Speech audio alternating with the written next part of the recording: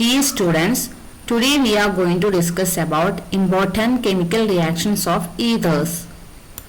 So let us see the chemical reactions of ethers, or in other words how ethers react with other reagents. Ethers lack a labile hydrogen atom and are relatively unreactive. Hence they are widely used as solvents in organic chemistry. So usually ethers lack a replaceable hydrogen or labile hydrogen atom in the compound. So they are unreactive. So we can use them as solvents in organic chemistry. However, they undergo certain reactions under specific conditions. So some chemical reactions are also there for ethers under specific conditions. One important chemical reaction of ethers is acidic cleavage of CO bond. That means when we treat ethers with hot concentrated acid like hydroiodic acid or hydrobromic acid, they undergo chemical reactions by the breaking of the CO bond in the ether. That means ethers react with hot concentrated HI, hydroiodic acid or hydrobromic acid, to give an alkyl halide and an alcohol. So when ether is treated with hot concentrated hydroiodic acid or hydrobromic acid, usually represented by HX, we will get alkyl halide and an alcohol. So breaking of this CO bond, RO bond occurs and we will get corresponding alkyl halide and alcohol. So this is one of the important reactions of one of the important chemical reactions of ethers, that is acidic cleavage of CO bond means breaking of the RO bond by using hot concentrated acid. See the acidic cleavage of CO bond of ether by taking the example of ethoxyethane and concentrated HI. Ethoxyethane when heated with concentrated HI at 373 Kelvin yields iodoethane or ethyl iodide and ethanol. Here we have the chemical reaction ethoxyethane, that is C2H5O C2H5I plus HI on reaction, we will get iodoethane or ethyl iodide and ethanol. That means this bond will break and one H will add on this oxygen and then the halogen will add on the other alkyl part.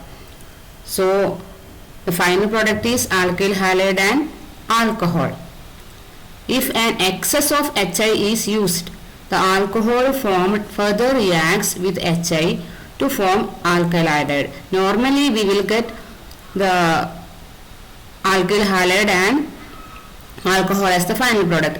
But if we use excess of hydroiodic acid or concentrated halogen acid, the final product is alkyl iodide. That means the formed alcohol will further react and we will get corresponding alkyl halide. So in the first reaction we will get iodoethane and ethanol, and this ethanol will further react if we add excess of HI. So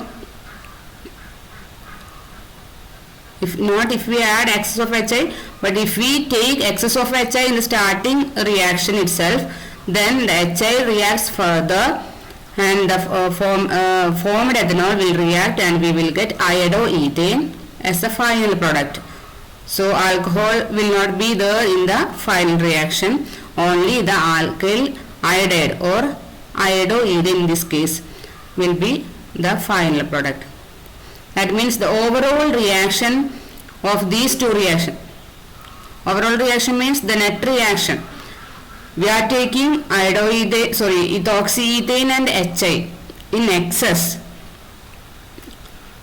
Then the reaction will be like this. That means if we take a small amount of HI, then the final product will be ethanol and iodoethane. If we take HI in excess, the overall reaction will be like this. That means the net reaction of these two reactions is C2H5O C2H5 plus these ethanol molecules will cancel out. Here we have one ethanol molecule and here also one molecule of ethanol. They will cancel out. Then C2H5O C2H5 plus 2HI. Then we will get C2H5 2C2H5I. Here we have one molecule of C2H5I and also one molecule of C2H5I. So 2C2H5I plus H2O. Net reaction, overall reaction means that sum of these two reactions. That is the overall reaction. So we will get a reaction like this and the final product is iodoethane. No alcohol is in the final product. So the order of the reactivity of halogen acids means HX in this reaction is HI, HBr, HCl, which reflects the order of the acidity of these reagents. So among these halogen acids, HI is the strongest acid. So it can provide H plus for this reaction very easily. So the order of the reactivity of halogen acid is like this. HI is greater than HBr. The reactivity order is like this. Then HCl. In fact, only HI and HBr are sufficiently acidic to bring about the CO bond cleavage in any ether. So we know that among these halogen acids, HI and HBr are strong acids, so they are sufficiently acidic to bring about the CO bond cleavage in ether. So usually we use HI or HBr for the acidic cleavage of ethers. So this is the acidic cleavage of CO bond in ether by using halogen acids, concentrated halogen acids. So these are the chemical reactions for the acidic cleavage of CO bond. So here we discussed about the acidic cleavage of CO bond in the case of symmetrical ethers. Here we have two alkyl groups. In this case, two alkyl groups are same. So this is a symmetrical ether. So this is the reaction of acidic cleavage of symmetrical ethers. Now we are going to discuss about the acidic cleavage of unsymmetrical ethers. So far we discussed about the acidic cleavage of symmetrical ethers. Now we can see the chemical reaction, that means the acidic cleavage of unsymmetrical ethers. When an unsymmetrical ether reacts, unsymmetrical ether means in that ether both the alkyl groups will be different. Here you can see one unsymmetrical ether. In this case, one alkyl group is methyl, another one is ethyl group. So this is unsymmetrical ether. Both alkyl groups are same, that is symmetrical ether. So here, when an unsymmetrical ether reacts with concentrated HI at high temperature to yield an alkyl iodide and an alcohol, the site of the cleavage depends on the nature of the alkyl groups. The alcohol and iodide form depend on the nature of the alkyl groups. That means when we treat concentrated HI with an unsymmetrical ether, then the alcohol and iodide that are formed by the reaction depends upon the nature of the alkyl groups. So when alkyl groups present in an ether are primary or secondary, it is the lower alkyl group that forms alkyl iodide. Usually the lower alkyl group forms, lower alkyl groups means the alkyl group which contains lower number of carbon atoms. That usually forms the alkyl iodide, because the mechanism involves an SN2 pathway. SN2 pathway means bimolecular nucleophilic substitution reaction, which involves a backside attack of the nucleophile, and the nucleophile I- attacks the least substituted carbon of the oxocation. Oxocation means protonated ether formed in the previous step. So during the reaction there is SN2 pathway. The chemical reaction occurs through SN2 pathway. So because of this backside attack, this reaction involves the formation of alkyl iodide with a lower alkyl group. So for example, when methoxyethane is heated with the concentrated HI, iodomethane and ethanol are formed. That means when the chemical reaction is here, methoxy, then on treating with HI we will get methyl iodide or iodomethane and ethanol. That means the iodide part will attack on the lower alkyl group, and the H plus part will attack on the higher alkyl group. So we will get methyl iodide and ethanol. If an excess of HI is used, the ethanol formed further reacts with HI to form iodomethane. So if we react the methoxyethane with excess of HI, the ethanol formed in the first reaction will again react with HI. Due to the presence of excess of HI, we will get iodomethane as the final product. So in the reaction, the final product will be iodoethane. There will be no ethanol in the final product. So this is the acidic cleavage of unsymmetrical ethers. Let us see how the acidic cleavage occurs in unsymmetrical ethers.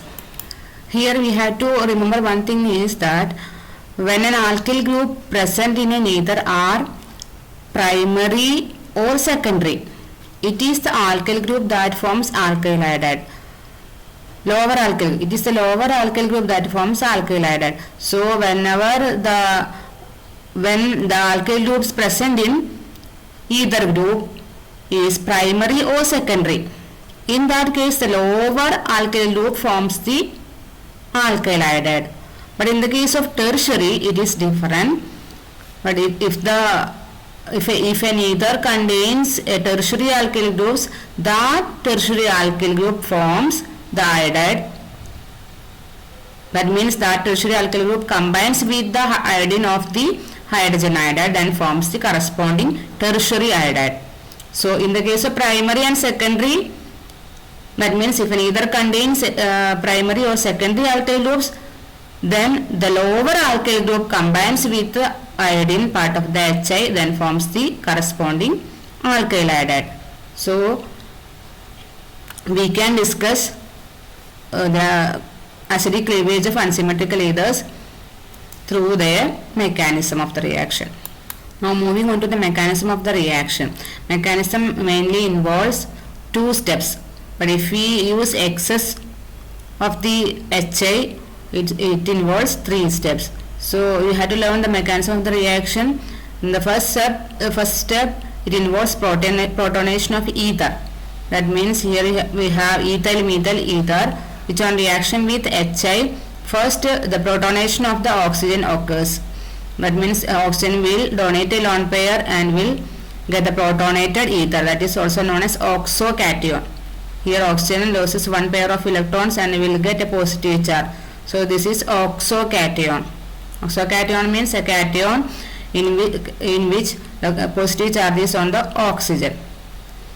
Then I minus. In the second step, this part will react further by SN2 mechanism. SN2 mechanism means substitution nucleophilic reaction. Bimolecular mechanism. Two reactants or two reagents are reacting in the reaction, that is bimolecular. The nucleophile I minus attacks least substituted carbon of the oxocation and displaces an alcohol molecule by SN2 mechanism. So in the second step, the formed part oxocation and nucleophile reacts further. The I minus, the nucleophile I minus attack on the oxocation or protonated ether on the least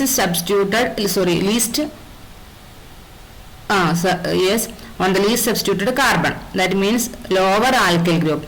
The nucleophile attacks on the lower alkyl group of the protonated ether.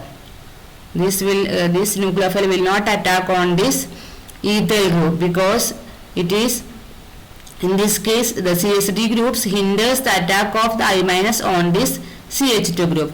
So there will be steric effect, but in the case of CH3 there is no steric effect. This is simple alkyl group. So I minus can attack on this CH3 group, and we will get a transition state like this. It is highly unstable. Usually a transition state is energetically unstabilized state. So it will lose energy by breaking this bond. That means CH3O bond. So there is CO bond cleavage, and we will get CH3I, methyl iodide and ethanol. This transition state will displace the ethanol molecule, and we will get methyl iodide and ethanol. So if we have excess of HI and heating and is heated, ethanol reacts with another molecule of HI and converted to ethyl iodide. Heating when HI is in excess and heating is continued, not heated, heating is continued, ethanol reacts with another molecule of HI and is converted to ethyl iodide. That means in the second step we got ethanol, so it will further react with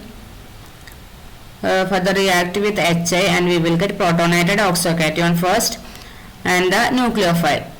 This will again react, and we will get protonated ethyl will converted into ethyl iodide and water.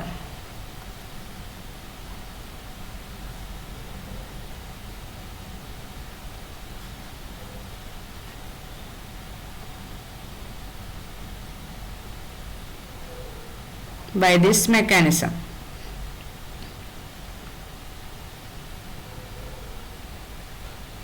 In the last step, you can see the iodide ion attacks on this carbon, and we will get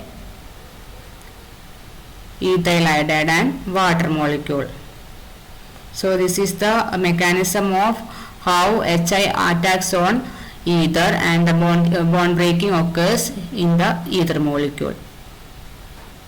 So this follows SN2 mechanism. That means if the alkyl groups are primary or secondary, the reaction follows SN2 mechanism, and the iodide part of the HI attacks on the lower alkyl group.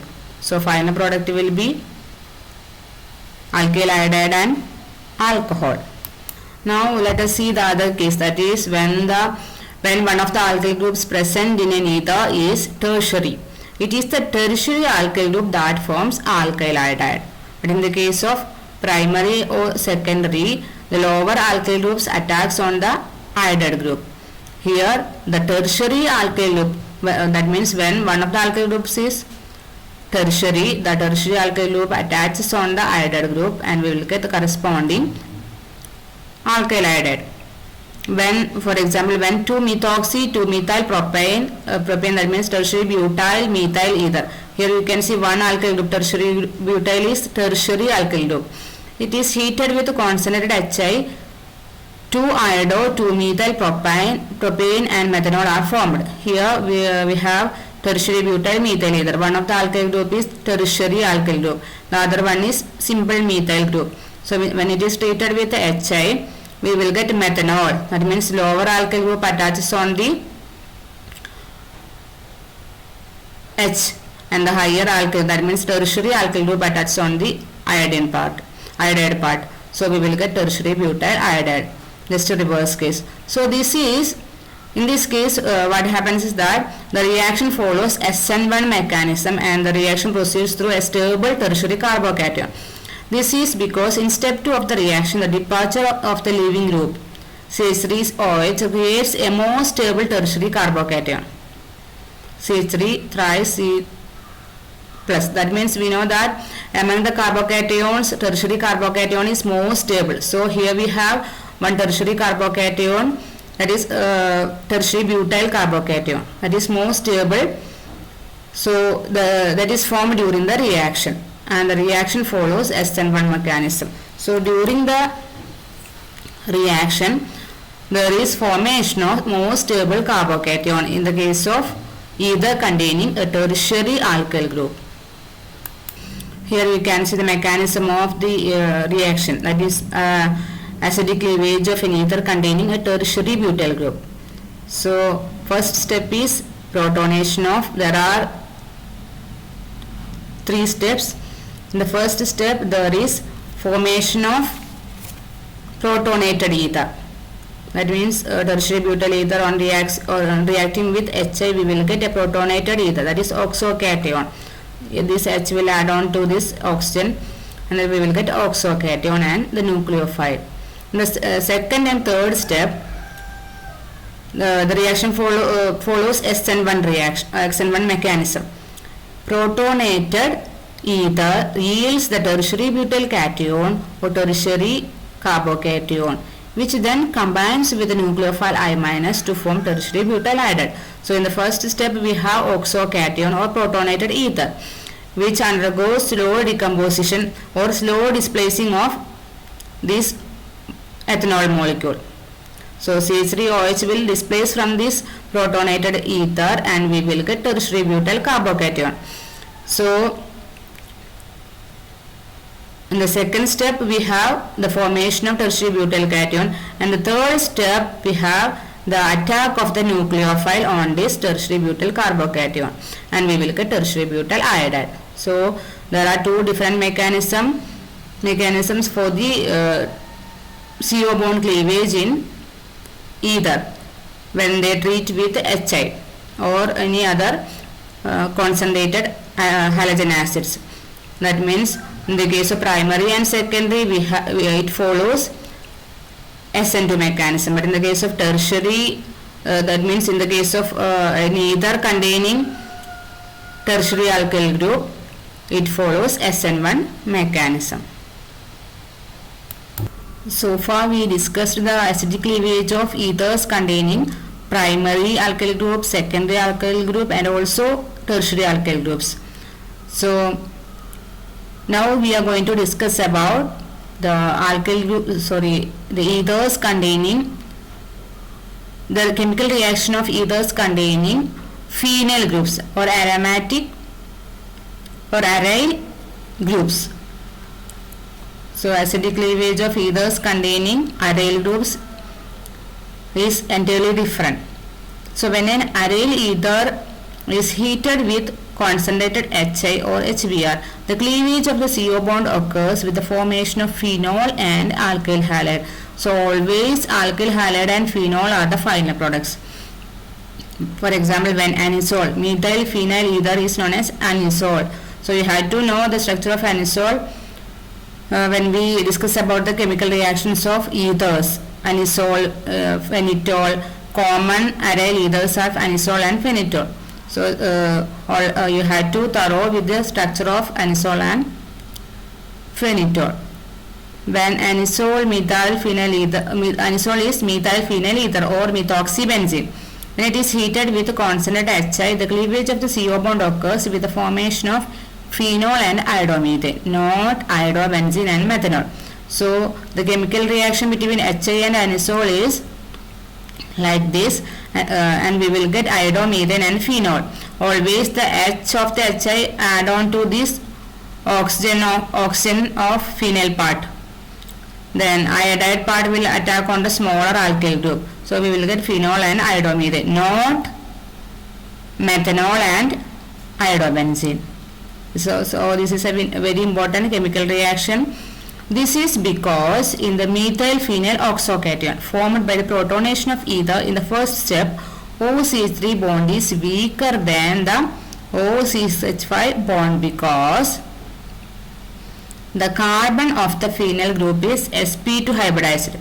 In the case of acidic cleavage of aryl ethers, the protonation in the first step usually the first step is protonation of ether. So the OCH3 bond, in this case the OCH3 bond is weaker than the OCH5 bond. This bond is strong. OCH5 bond is strong, so this bond will not break. Only the alkyl O bond, this CO bond will break. This is weaker compared to this bond. That is because of 3 reasons. One is the carbon of the phenyl group is sp2 hybridized. In this phenyl group, the carbon atom is sp2 hybridized, which is more electronegative than the sp3 carbon sp3 hybridized carbon of the methyl group.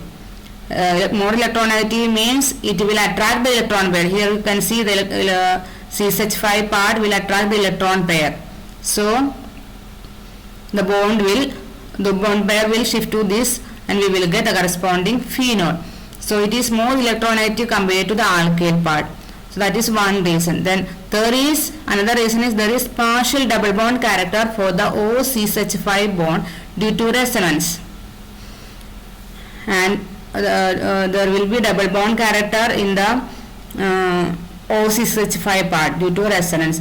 Here we can see one electron pair is there, so it can bond to this CH5, so there will be a double bond character, so this bond will become more stronger. So that is another reason for the strength of this CO bond. Then another third reason is due to steric effects. The attack of the iodide ion on the smaller methyl group is favored than that on the larger phenyl group. So in the mechanism you can see HI is added on to the anisole. First protonation occurs and we will get the corresponding oxocation. In the second step, this will further react together and we will get phenol and methyl iodide. So the nucleophile attacks on this lower alkyl group, that is methyl group, not on the phenyl group due to steric effect. So there are three reasons for this, for the strength of this CH5O bond compared to the OCH3 bond. So because of this strength of this bond, we will get phenol and alkyl halide as the final product in the acidification of aryl ethers. So today we discussed about the chemical reaction of ethers, that is mainly the acidification reaction, acidification with the concentrate HI or HBr. With the strong, that means they are the strong acids. So what happens when we treat HI or HBr or any strong acidic acids, halogen acids with ethers containing primary alkyl group, secondary alkyl group, tertiary alkyl group, and also aryl group. So what will be the products formed when they treat with HI?